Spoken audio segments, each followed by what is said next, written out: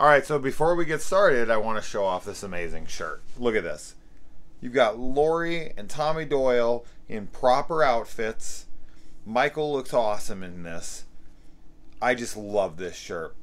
I don't feel like the camera's picking up how colorful and bright this shirt actually is. But it's legit one of, if not my favorite shirt I own right now. I love this fucking thing. I saw it at Spirit Halloween last year. Couldn't find it in my size. Saw it today and actually drove around to different Spirits to find it in my size. And I was so very excited to pick this up. I also picked up something else that I wanted to pick up last year but didn't have the money at that time because I was super broke. And that's this bad boy. The Welcome to Camp Crystal Lake sign.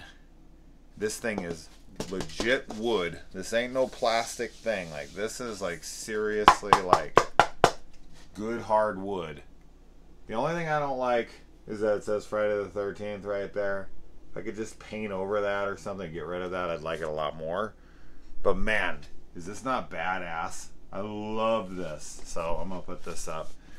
But yeah, anyway, I wanted to share that. Moving on.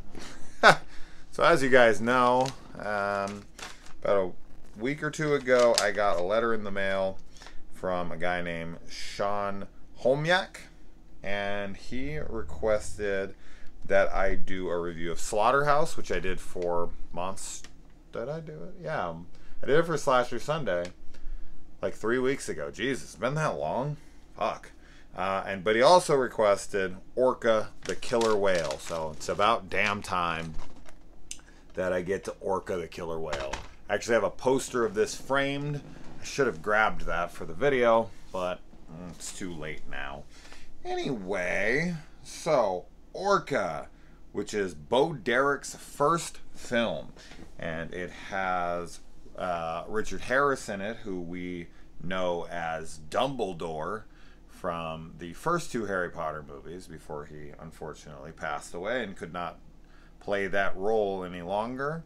He was also like Marcus Aurelius and Gladiator and plenty of other things. I mean, the guy was definitely a well-known actor, but for me, I guess Harry Potter's what I know him best from. And you've also got Charlotte Rampling, who's beautiful in this movie. Absolutely beautiful. This is a film that I just really enjoy for its concept and the fact that it just kind of goes for it. And the extremely unpredictable, somber ending of this movie that you just never see. So this thing has a lot of things going for it. Now, I do think that a lot of people could watch this and find it extremely silly and have all sorts of questions that would be like, well, why didn't they do this? And, oh, am I really supposed to believe this? And blah, blah, blah. But I just roll with the movie, A, and B, I feel like the explanations in the heart of the movie are strong enough that I don't really question anything. Like, yes, the question could be like, you know, the whale's in the ocean and he's on land. Just drive away and you're good to go. Okay. A, that's not an option. The people of the town basically hold him hostage and threaten his friend's life. Won't let him leave the town because they're like, you need to, you know, we see this as a curse. You've cursed us. You're going to take away our business. It's freaking ripping down our town. You need to go out there and face this thing head on. Otherwise, we might hurt your friends. You know, we're not going to let you leave. So anybody who has that question, I just don't think they're paying attention to the movie.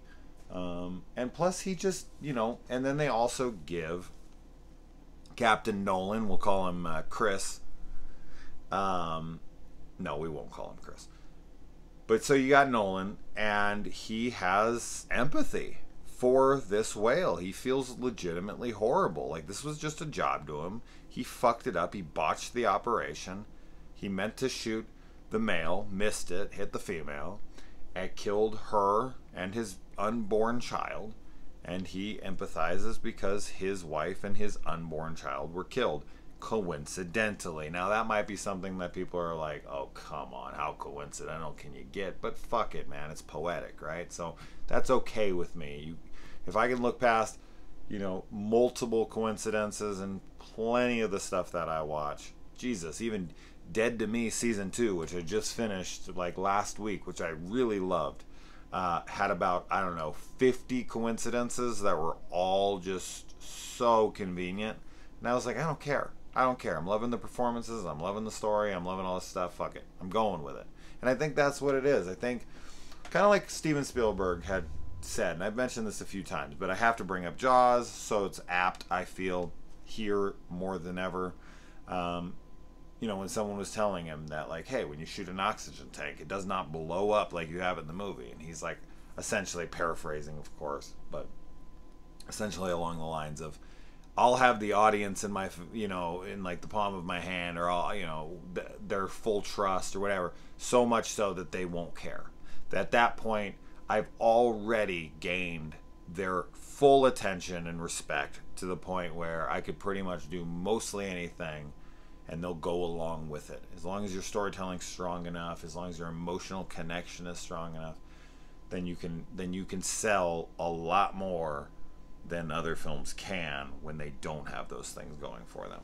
And I don't know, I guess it just really depends on if you care, if you connect, if you feel for these things. Now, the film really is just a revenge tale. I mean, that's really what it comes down to.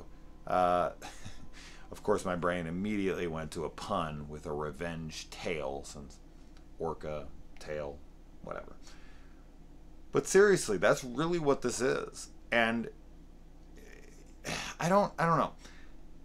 Man is the antagonist of the film. Like, they think that they can dominate any species, that they can go out and they can take whatever they want, and that there will be no repercussions or ramifications on their part. But this orca is vengeance, and it's coming for you, thinking that you can get, just do whatever you want.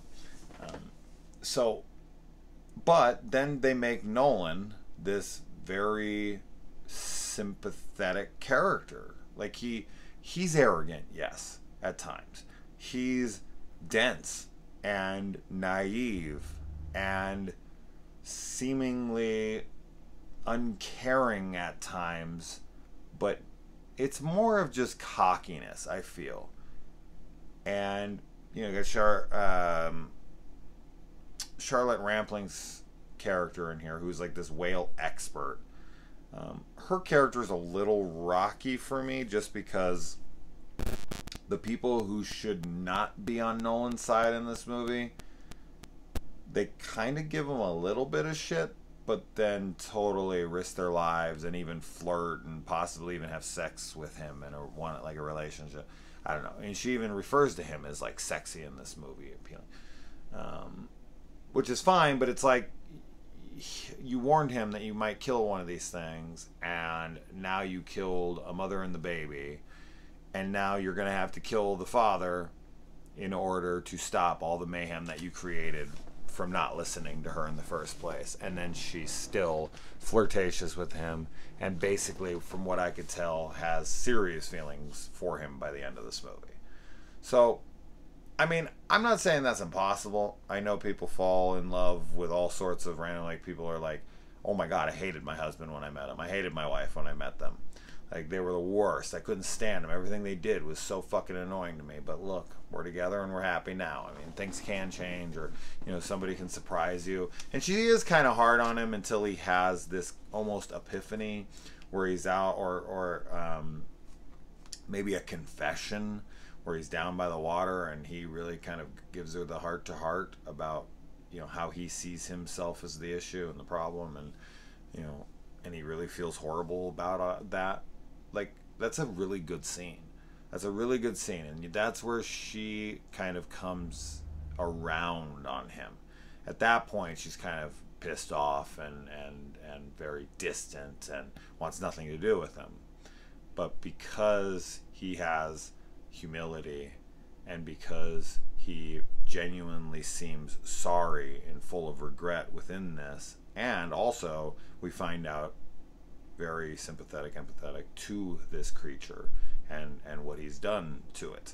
So all that stuff really works well. And the only real issue I have with this film is that it does kind of drag in places. I think I probably would blame this on the fact that they're on the land a little too much.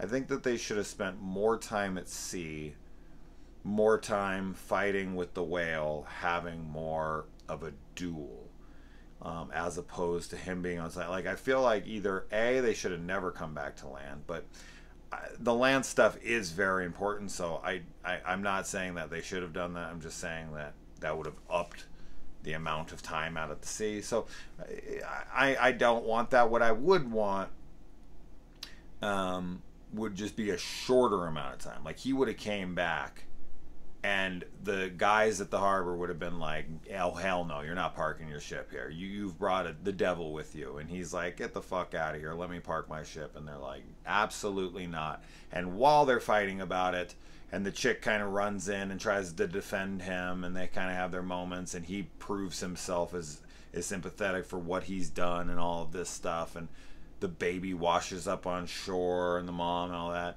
And then they all look over at it. And then you know, when they see it, she kind of explains like what the hell's happening here. And then the whale comes into town and just kind of starts knocking buildings over and pulling people into the water and eating them. That would have just sped the pace of this film up. It would have got every single thing that I've just mentioned out of the way, and it would have got us back out on the ocean. Nolan versus Orca. And I think that's why this film just drags a little bit, because it just kind of meanders a little too long in town. It spends way too much time there. So yeah, if I could reshoot this, I would just edit and reshoot a few scenes and then keep almost everything else the same. Just that kind of like middle section, just adjust, tighten, and restructure, reshoot some stuff, and I feel like the film would just flow so much better. I don't know. That's my opinion on it. While I was watching it, it just felt like it was dragging in places, and I didn't like that, because I do really enjoy this film. I love the opening college lesson on orcas. I think that this is really important and very interesting. Now, is every piece of information that we find out in this true? I don't know. I would assume yes. I don't see why. Oh, I guess I could see why they'd make it up. I just doubt that they would, I guess. Just because it seems so specific. So if it is all true, which I think it is, very, very interesting stuff. All sorts of nuggets of really interesting information are dropped on you about whales that I never knew before seeing this movie, and I feel like it connects you further to the story, the believability of things, and your connection to the mysteries, wonders, and just amazement of nature. Just things outside of ourselves, just things outside of human beings, or very much even more to the point, your self-important ass. Like, there's things out there that are really spectacular and probably don't get anywhere near the attention that they probably deserve. But yeah, the fact that these things breathe oxygen, that they're babies while inside of them, look very humanoid. They have like 5 fingers while they're still in there. They have brains the size of ours. They communicate, and their communication has like 15 million pieces of information in it, just in like some studying of some of their sonar and all that, and their sounds that they put out there. And the Bible only has like 4 million pieces of information. So like, while they're talking, they're saying 3 times, almost 4 times as much as what's in the Bible in just like one communication. It's fucking wild, man. It really is wild stuff when you listen to this, and it's like, wow, this is so cool. And they're able to hear each other like across the globe and stuff. Wild stuff. Just wild stuff. And so yeah, it makes you go, damn, like, I want to protect these things. And they do a really good job of kind of addressing the that this is a Jaws knockoff of sorts, but one of the smartest and one of the most unique and one of the most original of the Jaws ripoffs. But is this film really a Jaws ripoff? I don't take it as a Jaws ripoff. There are things that are lifted from Jaws in here. Of course, the fin coming across. We got that, but yeah, I mean, even the poster right here very much screams that this is a Jaws knockoff. But I take it more as it's riding on the coattails of the Jaws success. But the film itself is nothing like Jaws. I mean, there are similarities. I mean, you're talking about a killer animal in the water that is seemingly hunting very specific people towards the end of the movie. Except for in this movie, he's very much hunting one specific man and his crew. That is what he's there for. He's there to kill them. This is a vengeance story, as I had said. And Jaws, the Jaws shark in that movie, Bruce, even though he is kind of hunting the orca at the end, which is really kind of silly if you think about it. I don't know why he'd be like after that boat and just keep coming after them. It doesn't matter. Regardless, I just take this movie as its own thing. Yes, it plays off of the success, but it really is its own movie. It's not like plenty of other wannabe Jaws movies. This thing carves out its own path, and it even kind of pokes fun at the film that came before it, that they're, as I said, kind of riding on the coattails of. They have a great white in the movies coming at a guy, and then an orca comes out and lays the smack down on this fucking thing. Like, just boom, knocks it out of the water. It thing's thrown, bloody, dies, and the orca just jumps up in the air like, I'm king of the fucking sea, bitch. Like, I love that. I love that they threw that in there. Like, oh, you think Jaws is scary? Check out this son of a bitch. And they talk about how he's like, could be 35 feet long, which is bigger than Jaws. Like, they really laid it on. Like, hey, you think great whites are scary? You don't know nothing about the ocean. So I do love that kind of pick at Jaws a little bit. Like, we got the superior beast. Now, if you want to talk about a Jaws thing that this thing should have stolen, even though this came out before this tagline, or yeah, I think it's the tagline, but Jaws 4, The Revenge, this time it's personal. Orca, the killer whale, this time it's personal. Except for there's no this time, but like, but this time it's personal very much applies to this one specifically. And you do get a growling orca whale. I know they can make more sounds though. I don't think sharks can like scream or like make those kind of growling noises. I know in the movie the growling noise it's making they definitely can't make, but I'm not sure that they can make any noise like that. Can they? I don't know. Orcas sure as shit can. They make all sorts of crazy noises.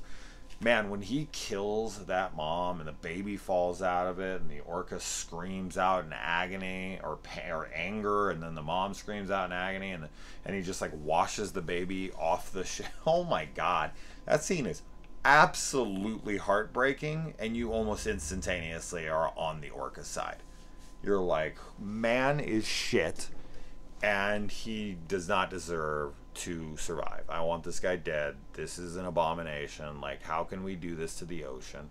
And we very much do. But that scene is tragic. For anybody who's like an animal lover and doesn't want to see on-screen animal death, that is a rough one. That's one of the roughest I've ever watched. And I like how Nolan in this movie is such a player. He is so committed to his philandering ways that he legitimately doesn't even know what monogamy is. Somebody says the word monogamy, and he's like, what's monogamy? Is that some kind of a wood? That's a joke from a movie. I can't even remember what it is off the top of my head. Something I watched actually very recently. So I kind of stole that joke from whatever movie I just watched recently. But seriously, it's really funny that he's like, what's monogamy? Like, and he's dead serious. Like, dude, you are legit player. If you don't even know what the word monogamy is, you are dedicated to your promiscuity. And let's see here. There's so many shots of the orca jumping. Like, almost every shot of the movie is just like shots from SeaWorld or shots from clearly like a killer whale in a tank. And then every other shot of the orca in this, for the most part, is just like stock footage of like National Geographics. So they got like almost no footage of their own outside of like one in a tank where they just took some overhead shots, and the water doesn't match, and it's clearly not waves, and it's so silly. It's so damn silly. And then there's a couple little fake orca body shots, but not many. Most of it's like stock footage. The orca jumps out of the whale and grabs Novak, crunches him, and pulls him down, and no one gives a shit. They care for like 1 second, and then as soon as they get back to town, it's all fun and laughs, and you know, Bo Derek and her dude are like fucking, and Nolan is just flirting with his chick, and he's like, whatever, it's just a whale, no big deal. And it's like, dude, you just saw a buddy of yours, somebody you've worked with for years, get chomped right up off your ship.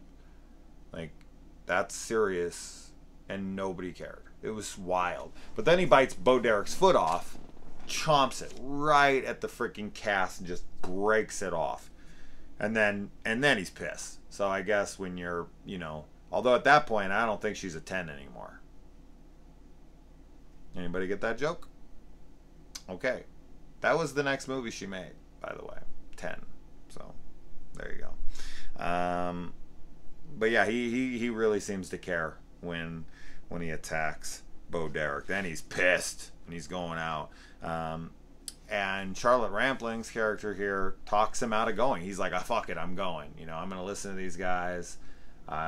This is my problem. And then she's like, no, vengeance is ugly, and this is something we need to protect him against even.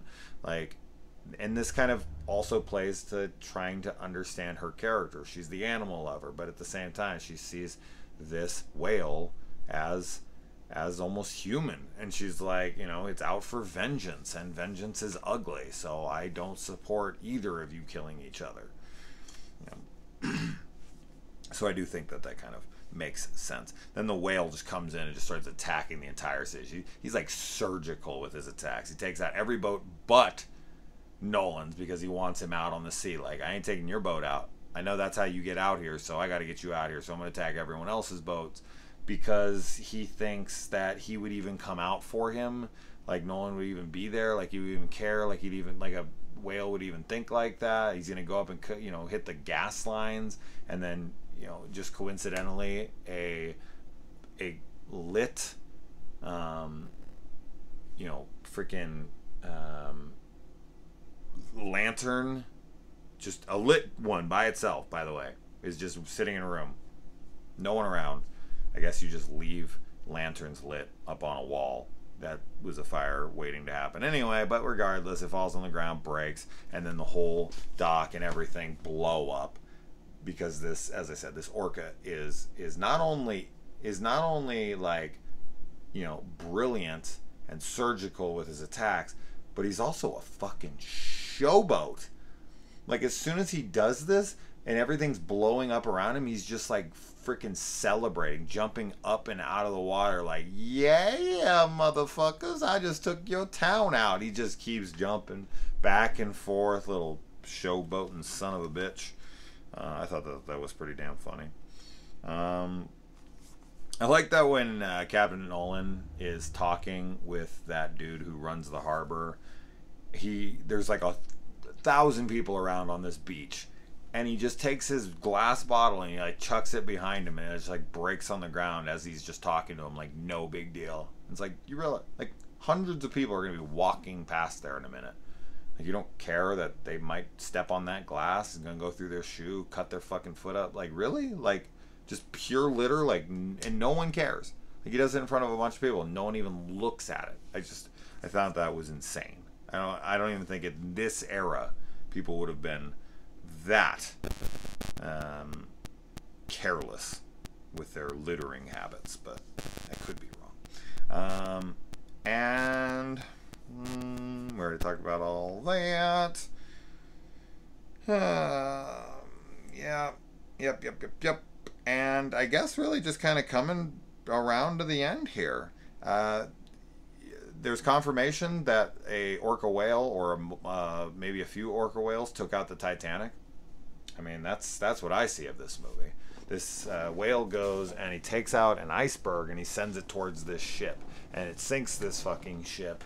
And then Nolan and his chick get on the iceberg, and then he lures Nolan out onto this iceberg, breaks it away, so Nolan's on an iceberg by himself, just floating out there in the center. He's surrounding him. Then he kind of he quints this freaking iceberg, lands on it, and turns it sideways, and he starts like sliding right into the orca's mouth, and they kind of have a little bit of a battle. And Charlotte's all pissed off, like, not pissed off, but sad and screaming out and this and that. And you think, like, all right, here it goes. Either they're gonna kill each other, or Nolan's gonna defeat him. How's this gonna go? Or maybe she'll come over and help and defeat. Oh no! This orca kills Nolan. The end. It is abrupt. And it is extremely unexpected, and that is awesome. Thank you. We need more shit like this. I love it. I want to watch an audience squirm when this kind of shit happens. I want a superhero movie where right at the end you think, oh, this is where they take it. Of course. I mean, it's a superhero movie. Of course they're going to win. And boom, the bad guy, the villain of the movie, just straight up murders this dude. End of movie. No sequel. No closure. Fucking dude takes over, kills the guy, and the movie ends. Why do these movies not exist? We need more of that. We need more uncertainty. Like, as much as I love the MCU, as much as I love that stuff, there is a sense, there's a loss of excitement because you know exactly what's going to happen. Like, you don't go to see if Captain America will win. You go to see how he'll win. I talked about this in my MCU reviews. I covered every single film in the franchise. And I really enjoy or love every single fucking film in there. So I'm not saying that it can't work. It sure can. But this kind of stuff makes my day. To see the bad guy win so abruptly, so matter-of-factly. It's great, man, because this is a revenge tale. This is the orca's revenge movie. He deserves his vengeance, and he doesn't deserve to die. I'm glad they didn't kill him, and I'm glad that he got his vengeance. I think it's a perfect ending for this film. But I'm sure that it pissed off a lot of the audience. Like, what? You mean the human died and the killer? Like, imagine Jaws. If Jaws would have just came up and snapped Brody right in half, and no one lived at the end of that movie. Could you imagine? You imagine how different that film would not have done as well. I'll tell you that shit right now, for sure. If that movie had a sad ending like this, where the shark won, but the shark shouldn't have won in that movie. Okay, in this movie it's different. Although I would have been fine with it had it happened in Jaws. It would have been a pretty different movie. I'll give you that. But I just like the surprise of that stuff. Change things up. Make it unpredictable. Make it sometimes the bad guy wins. Sometimes the bad guy loses. Sometimes they both lose. You know, whatever. Make it very unpredictable, and that will get your audience. much more. Although I don't know, I'm completely wrong on that last part. I'm gonna take that back. American audiences just want happy endings. I even have friends that are like, dude, I fucking hate when a movie doesn't have a happy ending.